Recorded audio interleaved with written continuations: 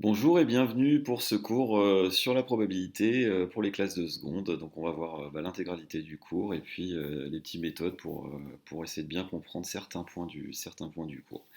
Voilà, je vous propose de commencer tout de suite avec la définition d'une expérience aléatoire. Donc une expérience, un lancer de dés par exemple, est dite aléatoire lorsqu'elle a plusieurs résultats ou issues, parlera d'ailleurs plus souvent d'issues. Donc dans le cas d'un lancer de dés par exemple, les issues possibles ça peut être 1, 2, 3, 4, 5, 6 et qu'on ne peut pas prévoir cette issue a priori, donc on ne peut pas prévoir quel résultat se produira. Tout ceci donne une expérience aléatoire, donc des exemples d'expériences aléatoires. On lance une pièce de monnaie, puis on regarde la face supérieure, pièce de monnaie non truquée, ça s'appelle jouer à pile ou face tout simplement. On lance un dé à 6 faces et on regarde le nombre de points inscrits sur la face du dessus, ou on fait tourner une roue marquée avec des secteurs de couleurs différentes, et puis on regarde le secteur qui va être marqué par la flèche. Voilà. Un petit point vocabulaire, l'ensemble des issues d'une expérience, donc l'ensemble des résultats d'une expérience s'appelle l'univers et il se note pour un lancer de dés cubique oméga égale, donc cette lettre grecque c'est oméga, égale entre accolades, on met l'ensemble des issues qu'on a, donc ici pour un lancer de dés c'est 1, 2, 3, 4, 5 ou 6. Voilà, donc si on vous demande quel est l'univers de telle ou telle expérience, et bien vous savez que vous n'aurez juste à me noter l'ensemble des issues de votre expérience. En parlant d'expérience, on va en réaliser une petite et on va simuler tout simplement des lancers de dés. Mais on va essayer de regarder ce qui se passe quand on le simule un petit peu et quand on le simule beaucoup. Voilà, est-ce qu'il y a une différence? Quelles questions on peut se poser? Quelles réponses on peut avoir là-dessus? Et vu qu'on en simule quand même un grand nombre, je vous propose d'aller voir ça avec Python, qui va nous permettre de simuler un très grand nombre de lancers, mais de façon très rapide. Donc on va travailler avec ce petit code-là. Tout simplement, donc voilà, je demande d'importer la bibliothèque random qui gère un peu les probas sur Python. On crée une petite liste que j'ai appelée effectif. Liste qui va en fait tout simplement nous servir de compteur qui va compter le nombre de fois où le 1, le 2, le 3, le 4, le 5 ou le 6 apparaissent. Donc comme ça, on aura une vision assez claire de ça. Et puis après, on fait tout simplement tourner une boucle for autant de fois qu'on veut pour simuler ces lancers de dés. La simulation du lancer de dés, elle se fait ici avec la fonction randint entre 1 et 6, voilà, qui nous permet de simuler de façon pseudo-aléatoire, sans rentrer forcément dans les détails de la génération de ce nombre-là. Nous simuler un nombre tiré au hasard entre 1 et 6 et puis cette petite fonction là me permet d'implémenter ma liste effectif dans la bonne case, voilà, et puis bon, print effectif qui permet tout simplement ici d'afficher effectif. On reste simple pour essayer de bien comprendre ça. Je vous propose d'aller voir ça sur Python tout de suite. Donc on va ouvrir la console Python. Voilà, donc j'ai recopié le petit algorithme que je vous avais proposé, et puis on va le faire tourner tout simplement, puis on va voir ce qui se passe. Et bien voilà, on a le résultat de nos 100 tirages, donc vous voyez c'est nettement plus rapide que le faire à la main.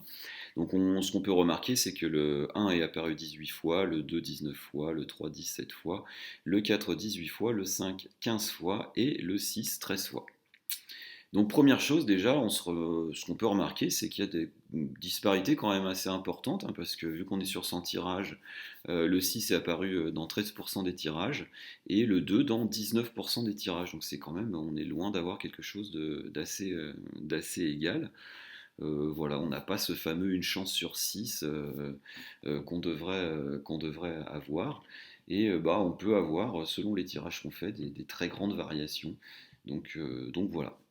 Je vous propose de passer maintenant à 5000. Donc voilà, on va simuler 5000 lancers et on va regarder un petit peu ce qui se passe. J'ai légèrement modifié l'algo. En fait, j'ai rajouté une liste fréquence qui va me permettre en fait de calculer le pourcentage de la fréquence d'apparition en pourcent de chaque face. Donc du coup, ça nous sera un petit peu pratique vu qu'on est sur 5000 cas. On va voir un petit peu ce qui se passe. On fait tourner l'algorithme. Et voilà, donc du coup, le 1 est apparu 862 fois, le 2 841, le 3 819 et ainsi de suite. On va parler en pourcents, ça nous permettra d'être un petit peu plus pertinent. Je vous rappelle que là, lors de la dernière simulation, les a ici, on en avait fait 100, donc on peut les interpréter en pourcents. On avait au minimum 13% et au maximum 19%. Et ben dans notre cas-là, on remarque que le minimum qu'on obtient, il est ici avec 16,26%, on va dire, pour le 5, et l'apparition du 5. Et le maximum qu'on obtient, il est à 17,24% pour le 1. Donc déjà, ce qu'on remarque, on remarque que les nombres sont nettement moins disparates que la dernière fois, que quand il y en avait 100. Ici, c'est nettement plus resserré.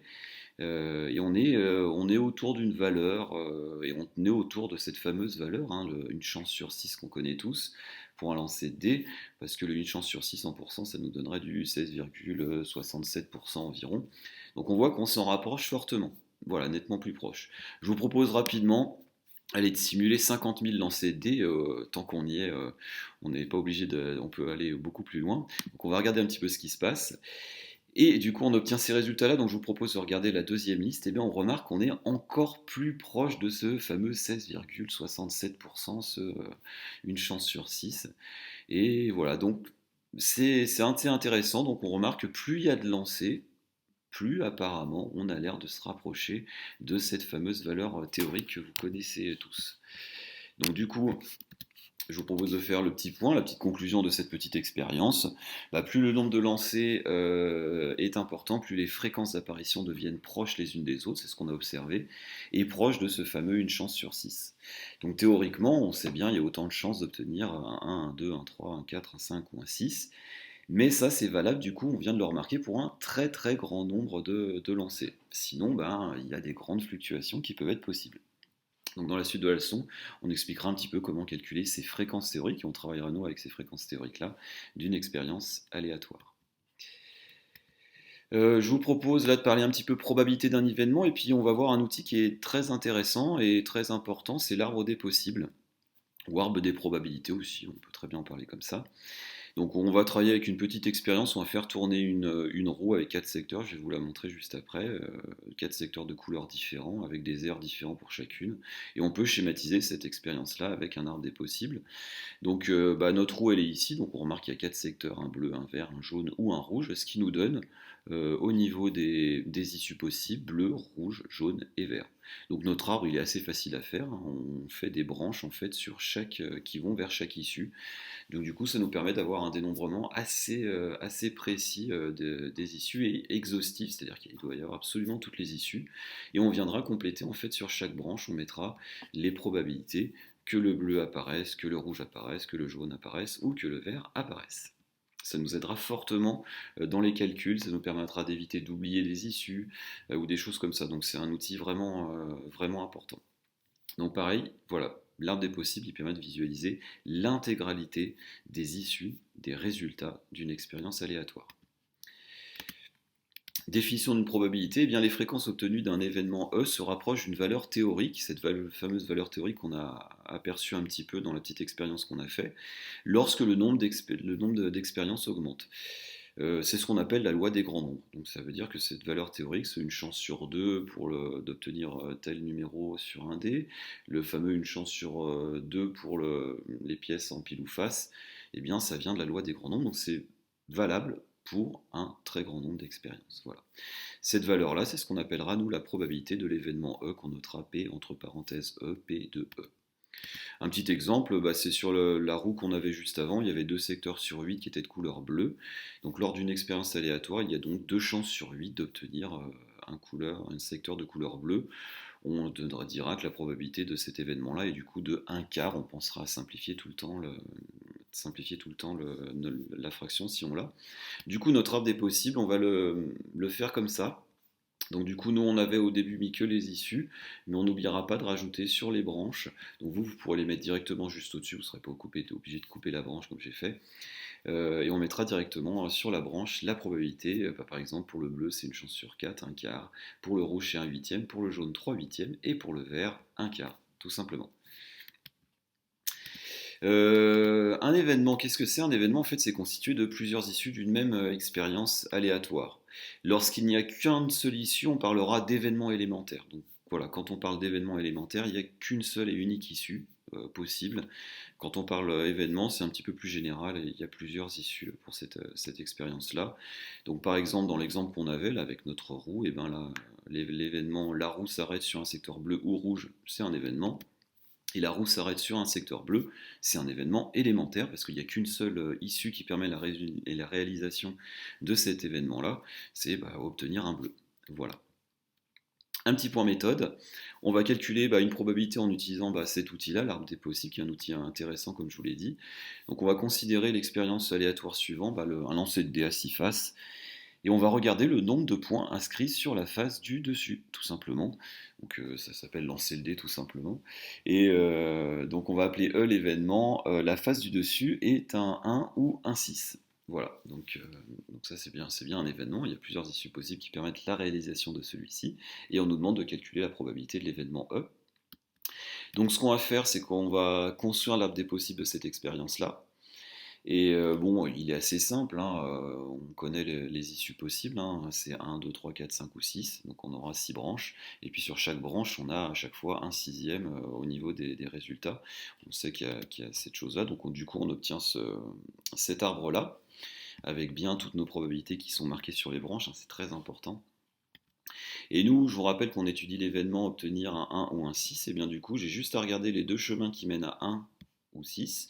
Tous les deux, bon, bien sûr, ont une chance sur 6, un sixième en probabilité. Et du coup, j'ai juste à additionner les probabilités de ces chemins-là, donc ce qui me donne 2 sixièmes, et on pense à simplifier en 1 tiers. On a une chance sur 3 d'obtenir un 1 ou un 6. Voilà, donc P de E, on notera comme ça, P de E égale 1 tiers. Voilà, donc il y a donc une chance sur 3 d'obtenir un 1 ou un 6 en lançant le dé. Quelques petites propriétés.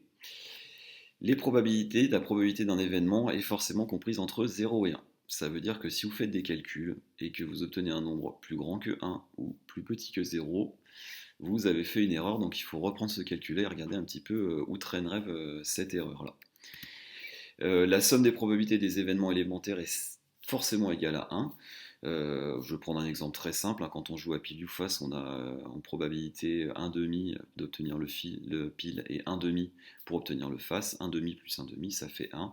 Et ce que je viens de vous dire pour le pile ou face, c'est valable pour toutes les expériences. Voilà, dès qu'on additionne les probas de tous des événements alimentaires, on obtient forcément 1. Donc si vous faites ça à votre somme et puis vous obtenez plus que 1, c'est pareil, c'est qu'il y a un petit souci. Vous avez sûrement dû peut-être compter une issue deux fois ou quelque chose comme ça. Donc être bien vigilant avec ça, ça permet un petit peu de se corriger, de voir si on n'a pas fait des erreurs. Et la probabilité d'un événement, c'est la somme des probabilités des événements élémentaires qui le constituent. C'est rien d'autre que ce qu'on a fait juste avant. Je vous rappelle qu'on avait additionné la probabilité d'obtenir un 1 plus avec la probabilité d'obtenir un 6. C'est ce qu'on a fait pour obtenir la probabilité de l'événement obtenir un 1 ou un 6. Voilà. Une petite définition, l'ensemble des probabilités des événements élémentaires constitue ce qu'on appelle la loi de probabilité. Donc généralement on les listera et puis on mettra leur probabilité en dessous dans un tableau de loi de probabilité. Voilà. Événement contraire, on va avoir une petite définition et puis la notation. Ça va être plus parlant de parler avec un exemple, je pense. Donc on considère l'expérience aléatoire suivante. On lance un dé, et puis on regarde la face du dessus, et on prend notre événement habituel, obtenir un 1 ou un 6. Et bien si je m'intéresse au contraire de cet événement E, donc l'événement E qui est la face du dessus, un 1 ou un 6, et bien l'événement contraire de E, c'est obtenir un 2, un 3, un 4 ou un 5. Voilà, tout simplement. Au niveau notation, cet événement, on va le noter E avec une petite barre au-dessus qu'on va dire tout simplement E bar. Donc du coup, c'est assez intuitif à trouver, cet événement contraire-là. Une petite propriété, la probabilité de l'événement contraire d'un événement E, qu'on va noter P de E bar, eh bien c'est 1 moins P de E. Voilà. C'est une petite propriété intéressante à connaître, parce que de temps en temps, ça peut être pratique et plus simple de calculer la probabilité d'un événement en passant par son événement contraire, parce que il est plus simple, parce que vous venez peut-être juste de le calculer, et du coup, au lieu de reprendre tous les calculs, on fait juste 1 moins la probabilité que vous venez de trouver. Et voilà. Donc le mettre dans un coin de son esprit et s'en servir, c'est pas mal. Exemple d'une expérience aléatoire à deux épreuves, je vais vous présenter un petit point méthode là-dessus pour calculer une proba d'une expérience qui se déroule en deux temps. Donc ici, on va lancer tout simplement deux fois de suite une pièce de monnaie, et puis on va regarder la face qui est tombée, est-ce qu'on a obtenu pile ou face. Donc c'est ce qu'on appelle une expérience aléatoire à deux épreuves, et on s'intéresse nous à l'événement obtenir au moins une fois la face pile. Voilà, donc on voudrait calculer la probabilité de cet événement-là. Donc un petit peu comme d'habitude, on va faire un petit arbre des possibles. Donc là, pour nos deux événements, ce qui se passe, c'est qu'en fait, on fait un premier étage pour la première épreuve. On peut obtenir soit pile, soit face, avec un demi au niveau des probabilités pour chacune de ces branches-là. Puis après, en partant du pile, eh bien, on va recommencer notre épreuve ici. Donc la même chose, ici, on peut obtenir pile ou face en deuxième résultat, avec toujours un demi au niveau des probas. Et aussi le chemin qui était vers obtenir face au premier, eh bien, on peut du coup soit obtenir pile au second, soit obtenir face au second avec les mêmes probabilités. Voilà, donc on fait la même chose, sauf qu'on pense bien rajouter les bonnes branches.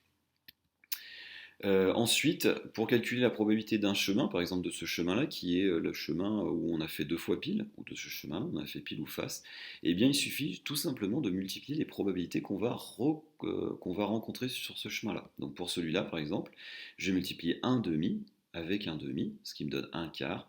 La probabilité de ce chemin-là, la probabilité d'obtenir pile et pile, c'est tout simplement un quart, une chance sur 4.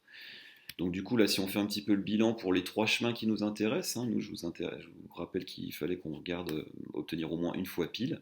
On a trois chemins qui permettent de réaliser ça, ce chemin-là, pile-pile, ce chemin-là, pile-face, et celui-là, face-pile. On calcule les probabilités de chacun de ces chemins-là, donc une chance sur 4 à chaque fois. Et puis après, j'ai plus qu'à additionner les probabilités de ces différents chemins-là, ce qui me donne au total 3 quarts, donc la probabilité qu'on nous demandait, la probabilité d'obtenir au moins une fois pile sur deux lancers de pièces, eh bien c'est 3 quarts. Voilà. On est bien inférieur à 1 et on est bien supérieur à 0, donc on ne s'est déjà pas trompé là-dessus. Petit point réunion à intersection de deux événements avec les définitions. Donc l'événement A et B, qu'on va noter A avec un petit U à l'envers, un petit pont on va dire, qu'on lira A inter B, est réalisé lorsque les deux événements A et B sont simultanément réalisés. Ils doivent se réaliser en même temps. Voilà, c'est ce qu'on appellera l'intersection et qu'on peut dire à l'oral A inter B.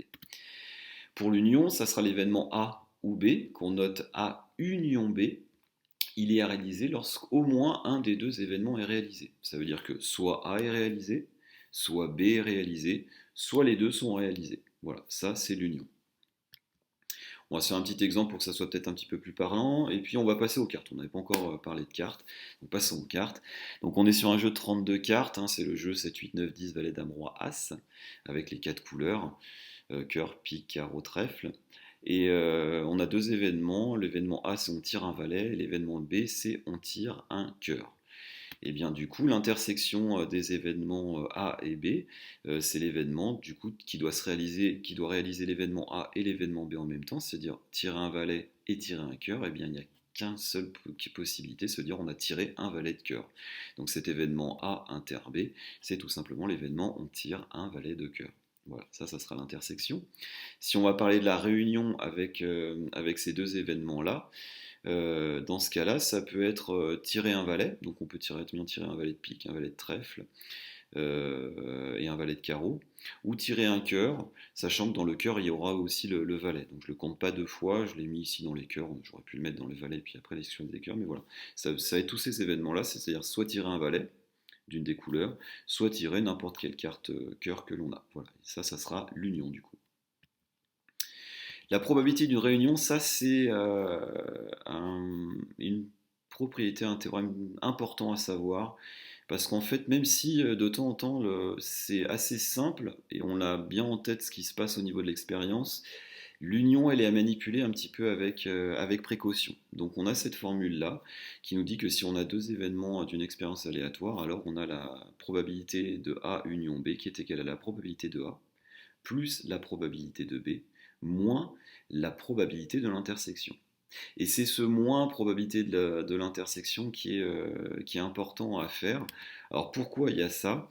Eh bien, si j'ai deux ensembles et que je m'intéresse à leur réunion, ils ont en commun leur intersection. Ce que je vous ai noté ici dans cette partie-là, l'intersection de A et B, elle est ici.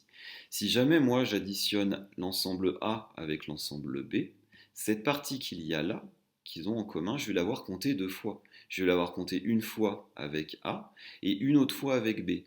Or, je ne peux pas le faire, moi, si je m'intéresse à la réunion de ces deux-là où c'est uniquement ça, eh bien, il faut que je pense à la retirer une fois pour ne pas la compter deux fois, d'où nous on nomme dans la formule ce petit moins P de A inter B.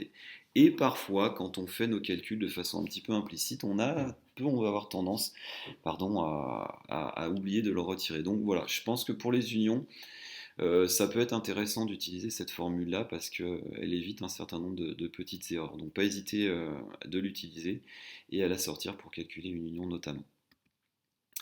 Donc je vais vous montrer une petite méthode pour calculer la probabilité d'une réunion. Donc on va considérer une expérience qui va être un lancer D, on regarde le nombre de points inscrits sur la face du dessus, et on va considérer deux événements, un événement A qui est obtenir un nombre impair, pardon, et B c'est obtenir un multiple de 3. Et on nous demande de calculer la probabilité de A union B. Alors on pourrait tout à fait arriver dans notre tête à nous dire A union B, qu'est-ce que c'est? Et puis essayer de le calculer parce que c'est une expérience assez simple. Mais même là-dedans, je vous conseille quand même d'utiliser là-dessus, même si c'est intéressant intellectuellement d'essayer de le faire, d'énumérer les issues qui amènent à union B, de faire le calcul et de vérifier après avec la petite règle qu'on a vue. Nous, on va le faire avec la règle, donc la probabilité d'obtenir un nombre impair, c'est obtenir soit un 1, soit un 3, soit un 6, donc c'est trois nombres sur les 6 au total qu'on a, donc du coup c'est une chance sur 2. Pour la probabilité d'obtenir un multiple de 3, eh bien le multiple de 3, on peut l'obtenir de deux façons différentes. Soit on a un 3, soit on a un 6. Donc du coup, on a deux chances sur 6 ou un tiers au niveau probabilité. A inter B, c'est l'événement élémentaire, on obtient un 3, c'est la réalisation du A et de B, c'est-à-dire d'obtenir à la fois un nombre impair et à la fois un multiple de 3, on peut le faire que quand on obtient un 3. Donc ça veut dire que P de A inter B, c'est un sixième. Et puis après, du coup, j'ai plus qu'à sortir ma petite formule.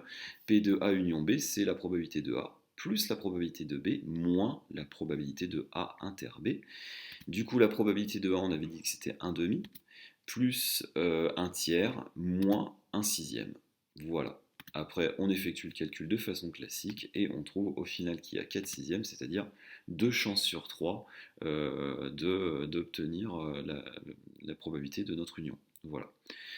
Je répète, je pense que c'est intéressant d'utiliser cette formule-là. Intellectuellement, c'est aussi intéressant d'essayer de faire calcul sans cette béquille-là de temps en temps sur des expériences simples pour voir si vous avez bien compris.